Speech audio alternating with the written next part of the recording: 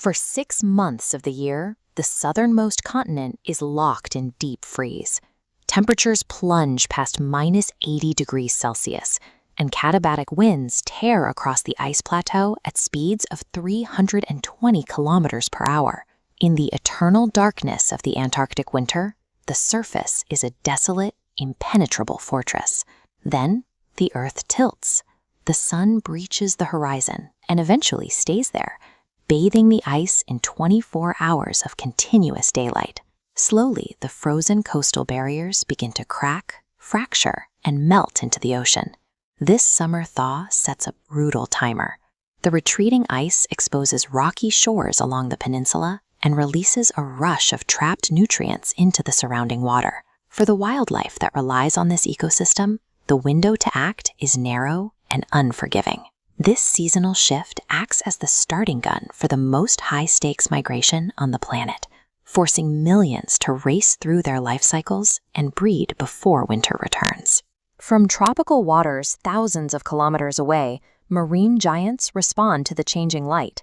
Humpback and blue whales travel up to 8,000 kilometers, navigating the globe to reach the Antarctic coast. They make this massive commute for a specific reason. The extended sunlight penetrates the melting sea ice, triggering a colossal bloom of marine algae. That algae feeds a population explosion of Antarctic krill, a 500 million ton swarm of tiny crustaceans that forms the baseline of the entire southern food web. While the whales harvest the ocean, the land fills with its own massive influx. Hundreds of thousands of Adelie and chinstrap penguins emerge from the frigid sea, crowding onto the rocky shorelines exposed by the sun.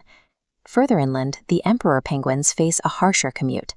Leaving the water, they march dozens of kilometers over the frozen interior, enduring freezing winds to reach the stable ice shelves where they will lay their eggs. Every arrival is running on borrowed time. They have to secure territory, find a mate, and get their offspring strong enough to survive the cold before the ocean freezes solid once more. Along the coastal peninsula, the rocky nesting sites become deafening, densely packed cities. Millions of Adelie and chinstrap penguins guard crude nests built from small pebbles, fighting over inches of dry territory. When the eggs finally hatch, the chicks emerge covered only in thin down feathers. Without the constant body heat and physical shielding of their parents, a chick will freeze to death in the piercing winds in a matter of minutes. To counter the extreme exposure, these penguins rely on overwhelming mathematics. As chicks grow, they gather into tightly packed groups called creches. By huddling together in sheer numbers, they conserve heat and lower the statistical chance of any single chick being picked off. They need that protection because they are being watched. The brown skua, an opportunistic scavenger, circles the updrafts above the colonies, scanning the masses for the slightest opening. The skuas rely on rapid strike tactics. The instant a parent steps away to adjust a stone or chase off a rival, the skua dives, snatching an exposed egg or a defenseless chick right out of the nest. On land, survival is a ruthless numbers game. Only the most vigilant parents and fortunate chicks outlast the first few weeks of life. The parents cannot stay on the rocks forever. To feed those growing chicks, adult penguins must repeatedly return to the ice edge and dive into the frigid ocean to hunt for krill, knowing predators are waiting for them. Patrolling the dark water beneath the ice shelves is the leopard seal. Weighing up to 600 kilograms, this solitary ambush hunter glides silently along the ice floes, waiting for the penguins to plunge into the water. It is built for the ambush. With jaws that open 160 degrees and canine teeth designed to grip and tear, a leopard seal will accelerate from the deep shadows, snapping up an unsuspecting penguin before the bird even registers the attack. To survive the crossing, penguins have developed a specialized defense. By trapping air bubbles within their feathers, they can release them to eliminate friction, shooting through the water like rockets to outmaneuver the seals. But speed means nothing to the ultimate mastermind of these waters.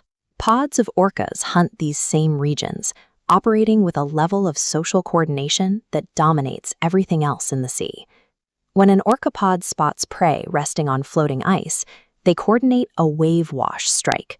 Swimming in perfect formation, the massive mammals push a surge of water upward, creating a powerful wave that shatters the ice and washes the target straight into their waiting jaws. The Southern Ocean is a finely tuned gladiator pit, where brute strength is consistently outmatched by evolutionary agility and supreme pack intelligence.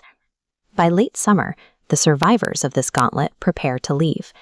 The young penguins, now insulated by their waterproof feathers, depart for the ocean, while the gorged whales begin their long swim back to the tropics. But the environment they are leaving is fracturing.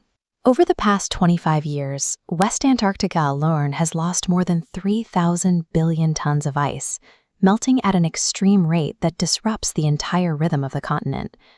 This early sea ice loss has a cascading effect. It decimates the krill supply at the source, while destroying the stable platform emperor penguins need to raise their young. Tragically, many chicks are plunged into the ocean before they have developed the waterproof feathers necessary to survive. After millions of years perfecting their survival against nature's most extreme predators, these animals now face an arena that is literally melting beneath their feet.